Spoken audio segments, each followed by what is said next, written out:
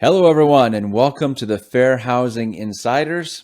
This is episode 62, and it is our concluding episode of the 2022 season. It's been an amazing year, so we thought it would be appropriate to take some time and just share with you some of the most popular episodes of this year, share a couple of tips about both of them as good reminders, and share our thoughts and express our appreciation to you as a community. So we've chosen 5 episodes based on your feedback and the amount of views that these videos had on our YouTube channel. So thank you to our community for tuning in. So we have Michael and Kathy with us today, and we're going to go through 5 episodes and get their thoughts and comments on them. And we will also provide, not only in the YouTube and our show notes, links to those videos, but also in the blog, we'll have a little summary also on the Fair Housing Institute website. So you'll be able to click through and watch those at your convenience. And we appreciate you as a community. So our first episode we're going to jump into and hear from Kathy on was episode 41. It came out in February of this year, and it was entitled, Don't Fail Your Fair Housing Test. Very, very popular video based on the views and feedback that we received from you. So Kathy, welcome again to the show. What are your thoughts on this subject? Testing is always one of the scariest things faced by housing professionals. It's one of those things that people don't understand. They're always on guard for. So that's why we did the video. And if you didn't see it, I highly recommend you go back and see the full video. But just to give you a reason why you should do that, first of all, I think to be good at not getting in trouble with fair housing testers, you need to remember that things need to be consistent, especially information. It needs to be consistent and it needs to be accurate. The problem with running into testers is if one leasing agent gives different information in the morning than another leasing agent in the same office gives to a tester in the afternoon. Even if it's a mistake, that can look like a discrimination. It can look like information was given differently based on the different races or other protected categories of the testers. So accuracy, consistency is important.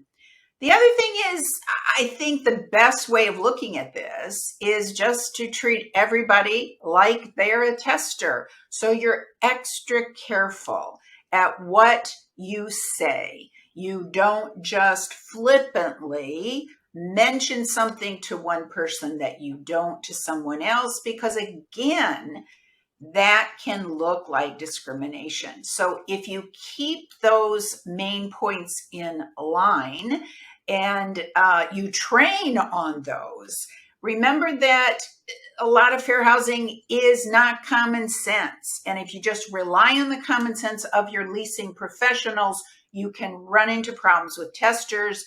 Therefore, it takes training, and sometimes it takes checklists to make sure that you're being consistent or that you're answering a difficult question in a consistent, thorough manner.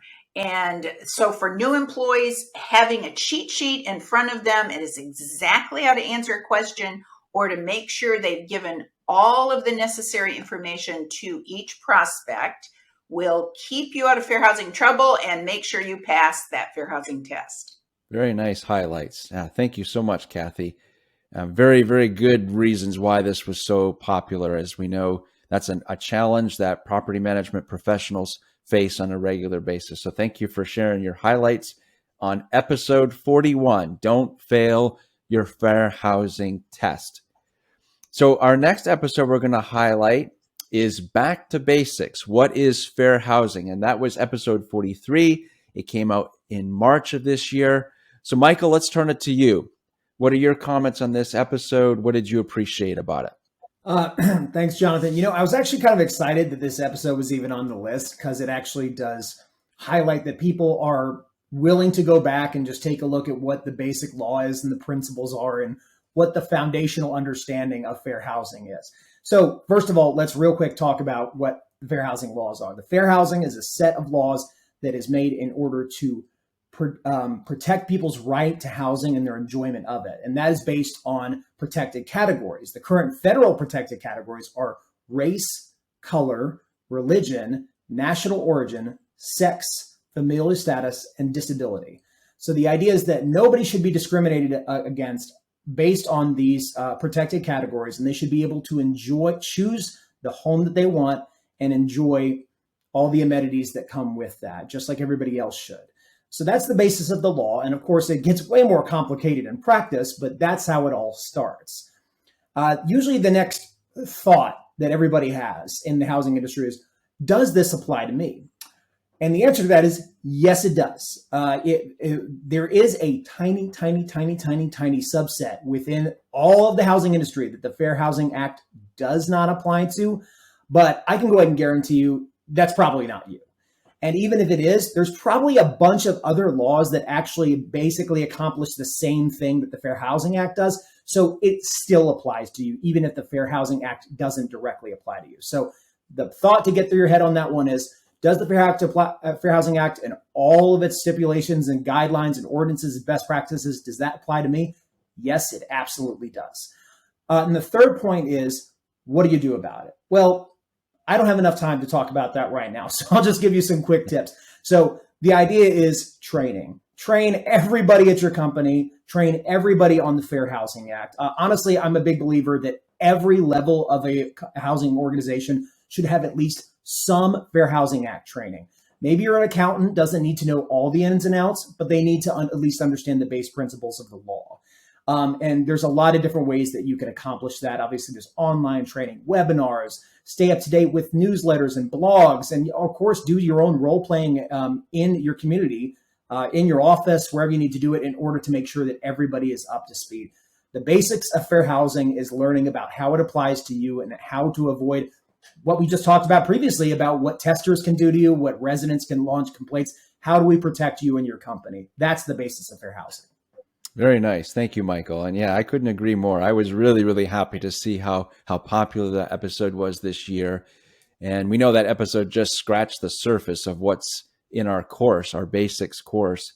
So we're grateful to our community for taking fair housing seriously and using that episode as well to help their team and provide some auxiliary education for them.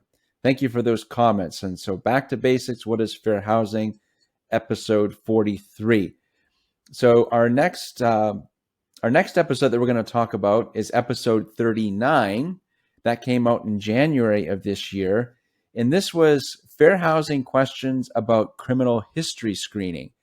Now, wow, there was a lot of questions that have come in over this year about that episode, and very, very important topic. So Kathy, what were your highlights from that episode?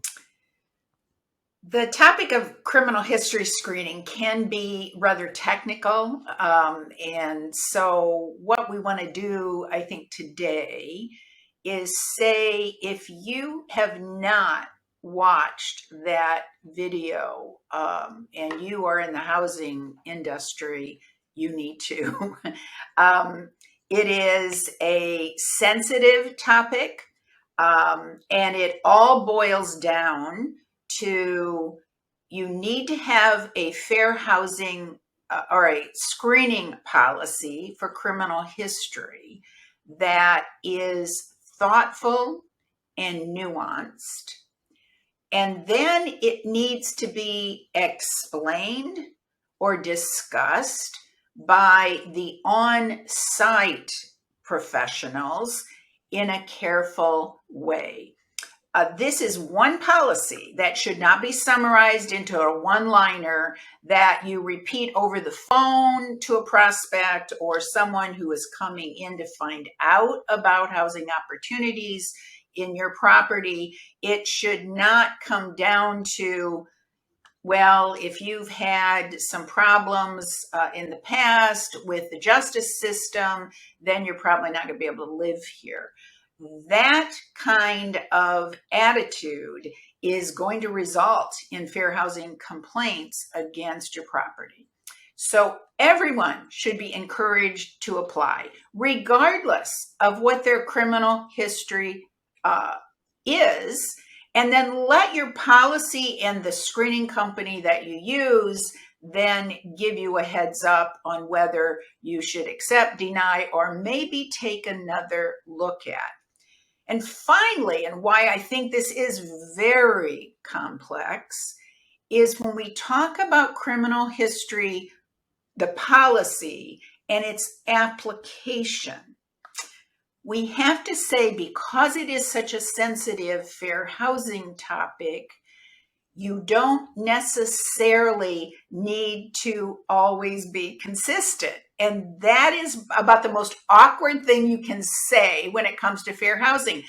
But if you think about it like reasonable accommodations, and in that, we look at situations on a case-by-case basis. Criminal history is a similar topic. Sometimes you need to give a person the right to come in and explain why, even if they got rejected by your policy, you should reconsider that because of what has happened in their life since that crime was committed. So we talk about looking at someone's criminal history on an individualized basis and giving people the opportunity to appeal a denial based on their criminal history and the ability to come in and give more information, and that you look at that information in a good faith way. You don't just apply the same policy that might have got that person, that prospect, rejected. Instead, you give them the right to convince you why they're going to be a good resident for your property, and then you take appropriate action based on that. So that is a very quick summary of something that is very complicated. And certainly, if you are in the policy making arena for your housing provider company, you should take a good look at a lot of fair housing information, including that we have provided through FHI and certainly through these videos. Very nice. Thank you, Kathy. Yeah, there's a lot of detail when it comes to criminal history screening, and you scratch the surface. So episode 39, fair housing questions about criminal history screening. So a fantastic episode. And we again thank our community for your support and your sharing that with your network and with your team. Okay, so our fourth video, that was one of our more popular ones for 2022, was entitled The Frontlines of Fair Housing. That was episode 40. It also came out in January of this year. Michael, what were your takeaways from that video? Any particular highlights you'd like to share with our audience? Yeah, again, excited to see this video on the list, just because, I mean, if you went 5-10 years back, you would find probably the majority of companies weren't even looking at training maintenance employees in fair housing, which is just not a great idea. I'll get into that in a little bit. But I'm glad to see that it's really starting to catch on. In the last few years, large companies, small companies are starting to realize that, that maintenance employees are very much part of your team, and fair housing applies to them. So to answer the first question, does fair housing practices apply to maintenance employees? If you haven't already heard me 15 times, let me get out the bullhorn. Yes, it does. And do they need training? Yes, they do. So we just need to go ahead and get past that. Now, if you're asking, I don't understand how a maintenance employee could possibly get involved in a fair housing matter. Well, there's actually a lot of different ways. Obviously, the responses that they give to residents, to guests, can absolutely cause a fair housing issue. If they ask questions about residents and say, what's with this person? Why do they have an animal in a no pets property? I see all these children coming in and out of that apartment, that kind of thing. Or what kind of people live in this community? All of the answers that a maintenance employee gives to those questions can cause a fair housing issue. So they absolutely need to know how to answer them. Even the rate or the manner that you complete maintenance work orders can get you in a fair housing issue. For instance, if you have an active fair housing issue with a resident, they've launched a fair housing complaint for whatever basis. Let's say that it's just already launched, and your maintenance team is just lagging on all their work orders, intentionally or not. That resident may think that the lack of maintenance work, or the how slow it is a form of retaliation against them because of the complaint that they lodged, and automatically you have another fair housing violation on top of the one that previously existed, even if you didn't intend to do anything wrong. So that's just kind of highlighting all the different ways, and there's a lot more than that a maintenance employee can unintentionally get involved in a fair housing situation. And the next obviously question is, what do I do about it? Well, again, train. Do role play with them. Get them involved with our online courses. We have a Fair Housing for Maintenance Professionals course that they can go through, available in English and Spanish, so they can go through it at their own pace and do it. And you really need to communicate very well with your maintenance team. And the lesson from that should be that they need to communicate with management. And things that they see and hear on the property could potentially be a fair housing issue. And maybe it wouldn't be known if it is or not, but it needs to be communicated properly so that somebody up the chain can decide if it is, if they need to get in front of it. We also need really consistent documentation. Don't just go do work orders and not put anything down. Don't run into an incident and not write anything in the resident's file. You need documentation of everything that happened. Every interaction with a resident and maintenance employee needs at least some minimal documentation. And if anything questionable happened, it needs a lot of documentation and probably some follow-up on top of that. So I understand a lot of people, you're busy, you get frustrated enough and probably confused enough with all the information that leasing and management and the upper management and ownership needs to know about fair housing. It applies to maintenance too. Don't cheat yourself out of a good fair housing education. Make sure everybody on the ground level knows what they're doing. Yeah, very nice.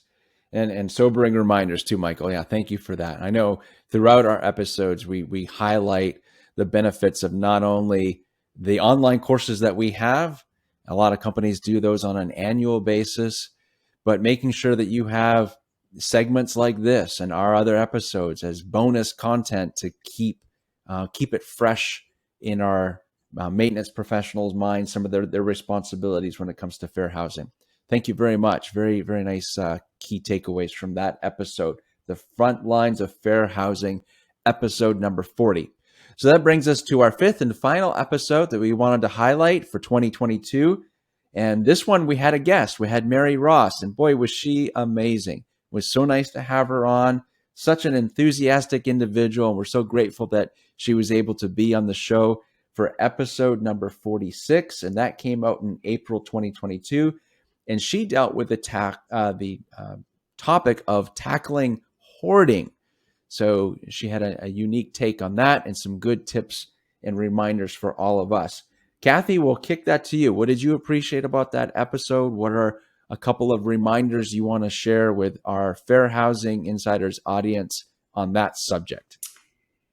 Of all the difficult things in housing management, and there are so many, which is why we appreciate, our fair housing community so much, because we know how challenging your life and your job is from a day-to-day standpoint.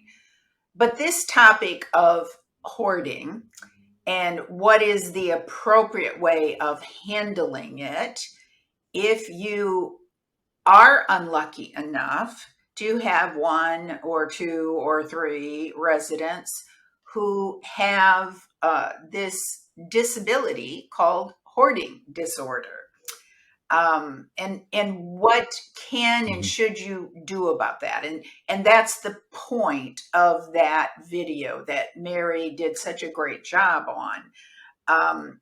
And so how to break it down is, most apartment communities have standards of basic cleanliness to maintain their property, in a good, decent condition. And that's a very important part of property management, is taking that development and maintaining it. And to do that, you need the assistance, obviously, of your residents who are living in those apartments. So if you have a basic standard of what that should look like, what that condition of the unit should look like, when the condition falls below that, then the question is, what do you do about that? And sometimes we differentiate between conventional or private market properties and federally subsidized properties when we get to this, because federally subsidized properties require regular inspections by the owner or management agent to make sure that that unit is being maintained. And if it isn't, usually in, again, federally subsidized properties, the resident is given a time frame to pull up that property to a basic standard of maintenance. Now, if they don't do that, then that can be the subject of lease violations and even terminations.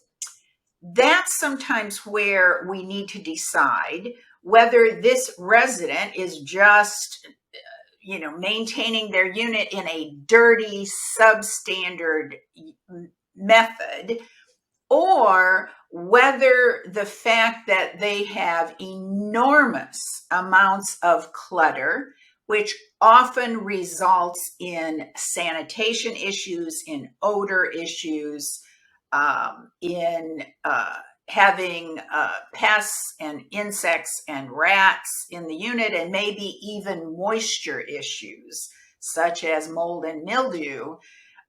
If that is being caused by the resident's inability to let go of things, then we might have a situation where disability is involved. And the tricky part of this is knowing when that arises, because if a disability is involved and it is hoarding disorder, then it's a mental disability. And sometimes there are several different mental disabilities involved.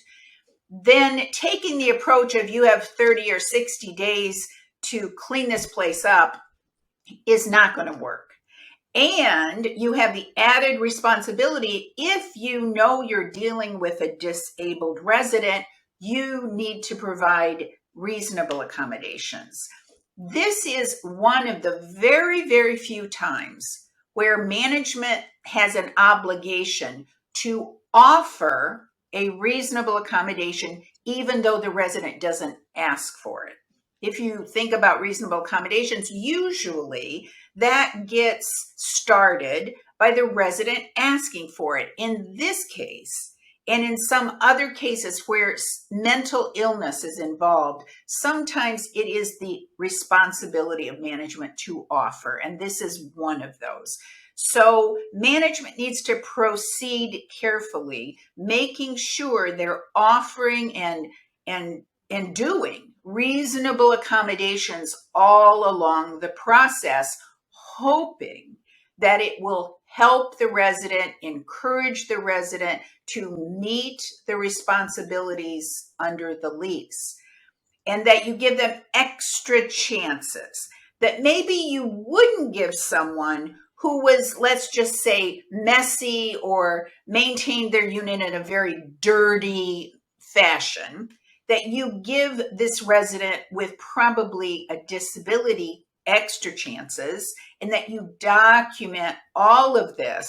So if and when you are forced to go for a lease termination, you've got a full file, you've got all the substance in there to successfully prosecute that termination if you need to, including obvious efforts, obvious offers to reasonably accommodate that disability. This is, like I started to say, one of the most difficult subjects for property management to deal with. But when I've gone around the country talking to housing providers in large groups of people, I have never asked, and this includes conventional managers and federally subsidized managers, always when I bring this topic up throughout the room and I say, how many of you have one person that you think has hoarding disorder? How many has more than one, 5 or 6? There are always huge numbers of raised hands. So I know this is not an uncommon problem. We want you to know that we're going to do our best, as Mary did, to talk about it in a way that will give you the ability to create policies and procedures that hopefully will help you maybe improve the situation for your resident. And if that's not possible, then put you in the best place you can to protect your property and maybe terminate that resident if you need to. Very nice. Very nice highlights. Thank you, Kathy, so much. And yeah, thank you again, Mary Ross, for being available as our guest. An excellent episode. We really appreciated it. So that was How to Tackle Hoarding with Mary Ross, episode 46. So again, that'll be in the show notes for you to take a look at and review with your team. So thank you, Michael and Kathy, both for being available for our concluding episode of 2022. It's been an amazing year. More importantly, we really want to share our appreciation to our Fair Housing Insiders community. You're the reason why this show is such a success. We get such positive feedback, so many comments, and by the sheer volume that these episodes are being shared and viewed, we're very grateful to all of you. We look forward to 2023 for our next season of the Fair Housing Insiders with more reminders, keeping our eye on any changes when it comes to fair housing, and of always, bonus items like what we did for this year with our Fair Housing Fast 5, just to continue to make it interesting and intriguing for you and your team. So thank you again for being part of our community. And we want to pass it on now to Michael. Any concluding thoughts and comments for our audience? Yeah, of course, Jonathan. When we started this company, it was very much an effort to support housing professionals, housing companies throughout the country. We wanted to be, at the very least, a small part of your growth, of your success. And, over time, that has become part of our role, which we're very happy about. And launching this YouTube channel was very much an effort to take that to the next level, to try to really engage with the community outside of just the people that buy our training. And, it was a little bit of a risk. We knew the information is important, but would anybody listen? We didn't know. And we've just been very excited and moved to see the community engage and listen to these videos. And, it's really awesome that you're reaching out to us and you're taking your education, your career, you're investing your time to take it to the next level. That shows us that, there's really a lot of positive energy coming from this, and that, and that there's a lot of need for that information. We knew that, but we weren't sure if the community was going to respond. And you certainly did. And we really are grateful. So continue to watch these videos, share them with your teammates, post them back out on social media. If you have a lot of friends in the housing industry, I'm sure that other people could use these as well. Of course, check us out at fairhousinginstitute.com. Take a look at all the online courses we offer. We'll have a single family rentals course that'll be coming out just a little bit before this video. We're going to be launching a lot of new courses over 2023, including a hoarding course. We're going to be delving into a lot of difficult topics to make sure you and your team are prepared for anything. But outside of that, absolutely happy holidays and happy new year to you and your loved ones. It's just been a fantastic year, difficult at times, I understand, but overall a fantastic year. And I really look forward to seeing you in 2023. Then let's have a good vacation. Then let's get back to work. Very good. Thank you, Michael. Appreciate those kind sentiments. And Kathy, closing thoughts, comments for 2022 for our Fair Housing Insiders audience. As the one of the principal owners of the Fair Housing Institute, it is very gratifying to see that our plan to provide education to the housing industry is coming true. And we so appreciate the fact that this year has been a terrific year for us, and we hope it's a ever improving year for all of you. And we are going to be there next year too to provide information, education. And these videos are just an effort to make sure you have the very best information you can have as you go through what can be a very difficult, complicated job. And we're going to be there with you in the future as we have been in the past. We want to thank you for your support because you have shown us that our mission here at the Fair Housing Institute is needed, and we are going to continue to be there with you in the future. So happy New Year, everybody, and we look forward to 2023 with you. Thank you, Kathy, so much. Yes, been a great year. We appreciate the support. So this concludes this episode. We look forward to 2023 to be with you. And we'll sign off now with thank you so much, and we'll see you next year. Take care.